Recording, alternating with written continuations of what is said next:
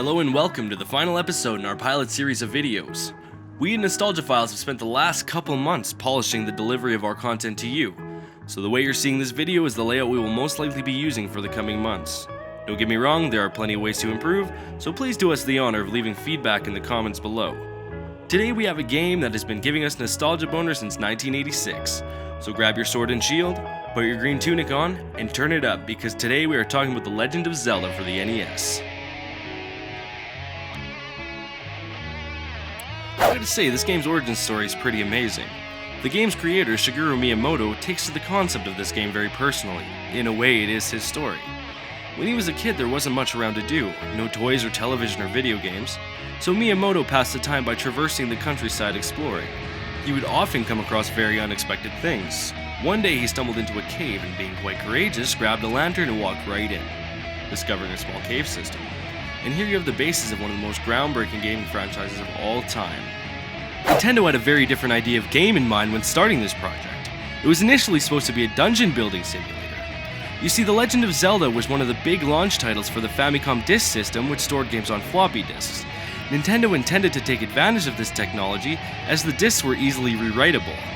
They decided to drop this aspect with the decision of a cartridge-based game. The classic Super Mario Bros. And this game were both developed simultaneously, with Mario Bros. Being made very simple and straightforward, and this game being much more complicated. There isn't much evidence of why Nintendo did this, but my thought is that it was a marketing scheme to have a library of games that appealed to more than one audience of gamers. There was an early prototype of this game leaked a few years ago online. It featured altered gameplay, a much lower difficulty level, and money is a lot easier to come by. I left a link in the description, so I encourage you to check that out. I'm not sure of how well the ROM plugs into any emulators though. I work with an Apple computer, and anyone who has a Mac will know how hard it is to get emulators to actually work, so I haven't had a chance to personally experience it yet. If anyone finds anything interesting on it that they would like to share, feel free to leave a comment below. As we all know, developers back in the day had to get quite creative with saving storage space on such limited consoles like the Nintendo Entertainment System. And get creative they did for this game. They designed all the dungeons in the game to make a perfect rectangle, and alone this doesn't sound too impressive.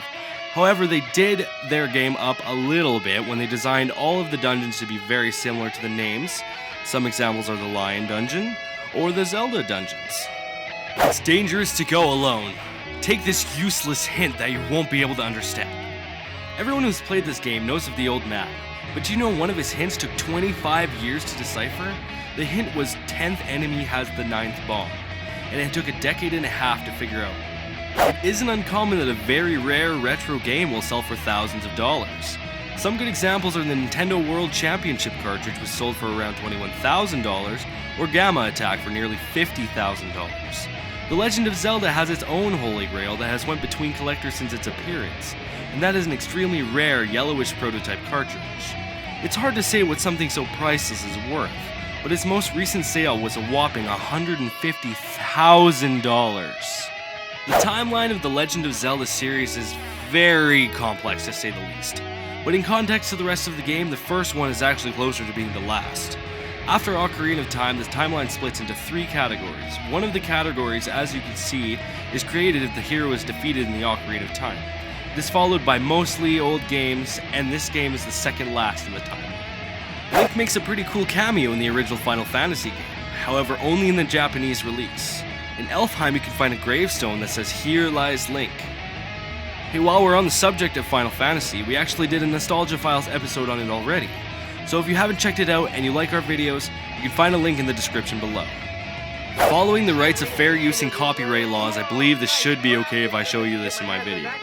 If you haven't seen it already, here's the ad to The Legend of Zelda back when it just came out, and believe me, it is cringy. Those creatures from Ganon are pretty bad.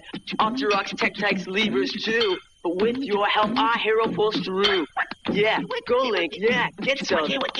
Awesome! Intense. The Nintendo Entertainment System. Your parents help you hook it up. The Legend of Zelda sold separate.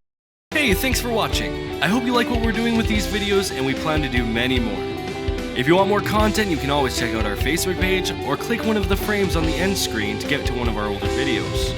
If you love old video games, make sure to press that subscribe button as we are working on a web store for all your favorite retro titles. Hope to see you next time, and happy gaming.